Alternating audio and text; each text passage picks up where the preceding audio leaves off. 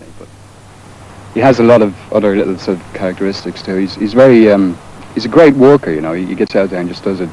He organises a lot of the stage props and that, with the help from the band, obviously. But yet he has a lot of say with the management about how the band should be run, which is good, because a lot of managers in rock and roll bands tend to just dominate the band, you know.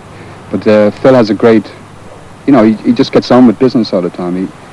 Plus the music. He has a vision of sorts, hasn't he? Yeah, he has. He kind of has, yeah. Over the last 11 years or so, what do you think has been the most exciting period in the band's career? Yeah, well, I think Whiskey in the Jar was a very exciting period. But we were all skinned, so we didn't, you know, it didn't sink in at the time. I think when The Boys Are Back in Town was released, that was the most exciting period, because we had some great tours lined up. We did a tour with Queen. That was the American tour with Queen, yeah.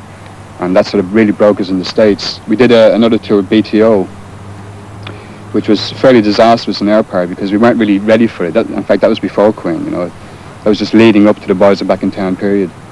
But that gave us a great insight into the American scene, you know, how America works, what the touring situation is like, what you have to do to really make it, you know, how many places you have to cover. So I think around that period we became sort of mature as people as well as musicians, you know. We sort of had a fairly decent idea of what to do, and we went over there and in fact did it, which is great. Now, what do you see is left for the band? We've seen the Stones already in this country. Yeah, that was great, yeah. Do you see yourself doing the same thing in maybe 6 or 7 years' time? Hopefully. I'm not sure about that. I mean, yeah, I think we could be together in 6 or 7 years' time, but if we, I don't know if we could become as big as the Stones. You know, I think the Stones are huge, you know, the household name everywhere. And I think Lizzie, we need the hits.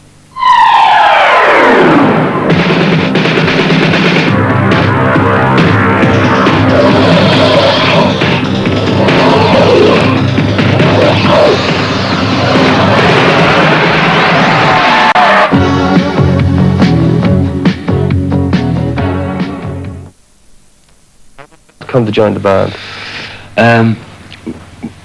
There was a sax player called Rowan O'Loughlin who used to play in Beads Make Honey, and he heard we were looking for a guitarist, and he rang me. He says, there's this great American guy. So Scott came and he had the hair like, it was really long, and the Allman Brothers were huge at the time, and I thought, this guy would be great, you know, just stand there with the long hair. It's great imagery, you know.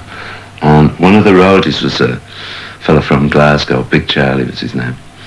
And he said there was a young whiz kid guitar player called Brian Robertson up in Glasgow, and he was looking for a break in London. So he kept on and on, and I said, bring him down. So Robbo was really like up front, you know, okay, let's go for it, you know. And Scott was the real laid back Californian, you know. So I thought, chalk and cheese, you know, this should work well.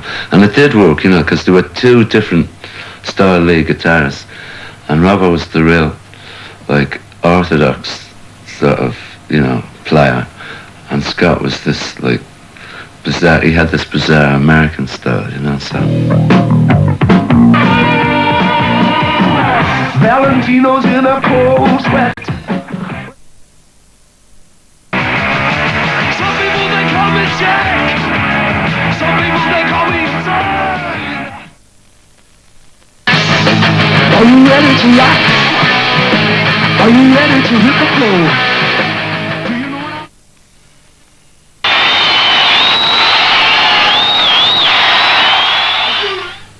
And amongst all your obvious activity, do you ever get a chance to listen to other people's music? Yeah, I listen to an awful lot of music. I try not to pick up on particular styles, you know, like some people say, I like jazz music and classical. I try and listen to most music. There's the one sort of music that wears me down eventually is country and western.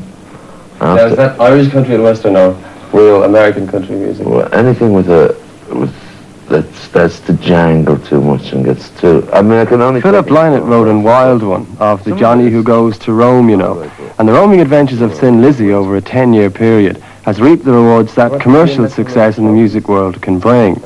With their loyal following, this lifestyle seems unlikely to change in the immediate future. The spoils of success, including shares in a favourite football club, awards from the music press, and the inevitable gold and silver discs. And you've got awards as well. That's a Spotlight award, that was an Irish magazine. Yeah, Spotlight. War of the Worlds. And I've got this one. This is Jailbreak. Philip's always seen Ireland as his home, and London is used as a business base. His time divided between planning and other business activities, and running through new songs with Thin Lizzy in his studio. The studio's in the garage, so, you know, because I can't drive a car, so I decided to put, you know, the stuff in the studio. Do you want to take a look? Yeah, come on, I've got to do it. So the boys are coming up later. We're going to talk, so...